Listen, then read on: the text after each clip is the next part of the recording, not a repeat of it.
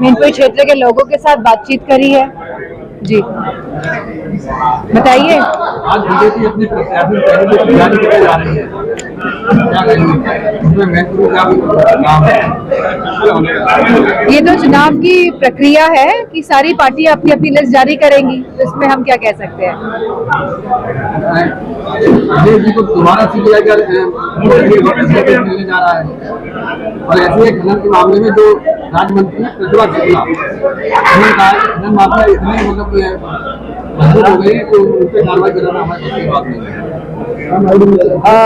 जो आप कह रहे हैं, जो प्रकरण हुआ है कि सीबीआई का ये जो नोटिस आया है, तो मेरा मानना है कि इस तरह के नोटिसेस बहुत सारे नेताओं को आ रहे हैं जो भाजपा का कड़ा मुकाबला कर रहे हैं।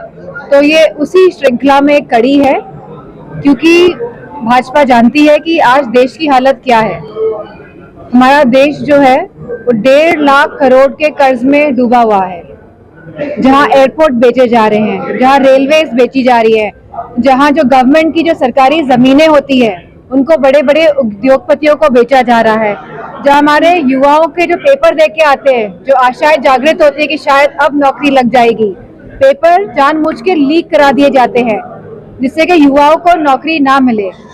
ऐसी योजनाएं लाते हैं अग्निवीर जैसी, जहां गांव की अर्थव्यवस्था, क्योंकि गांव के लोग ही फौज में जाते हैं, किसान का बेटा ही फौज में जाता है, हमारी सरहदों की रक्षा करता है, तो ऐसी योजनाएं लाके गांव की अर्थव्यवस्था को खराब करने का काम करते हैं। जहां महंगाई का सवाल है, जहां पेट्रोल का सवाल है, जहां बिजली का सवाल है, और जहां कहते हैं कि $1 ट्रिलियन इकोनॉमी, जहां कहते हैं डिफेंस कॉरिडोर की बात होती है, जहां ग्लोबल समिट की बात होती है, जहां बड़े बड़े इंडस्ट्रियलिस्ट आते हैं और कहते हैं 60 लाख करोड़ का निवेश हुआ है उत्तर प्रदेश में। किसी भी इकोनॉमी में अगर निवेश होता है तो वहाँ खुशहाली होती है, वहाँ रोजगार होता है, वहाँ महिलाओं की सुरक्षा होती है, और यह सरकार इन सभी मुद्दों में असमर्थ रही है। लेकिन पीएम मोदी कह रहे हैं कि 10 सालों में 25 लाख लोग जो है वो गरीबी के खत बाहर आए हैं। जहाँ वो एक तरफ कह रहे हैं कि 25 लाख लोग, भाजपा वाले कह रहे हैं कि गरीबी रेखा से बाहर आए हैं, वहीं वे कह रहे हैं कि हम 80 करोड़ लोगों को अनाज दे रहे हैं। तो ये किस तरह का कैलकुलेशन है, ये कुछ समझ के परे है। ओबीसी की पार्टी ने 7 मुस्लिम बहुल सीटों पर अपने कैंडिडेट उतारे हैं, इस बारे में आप क्या कहें?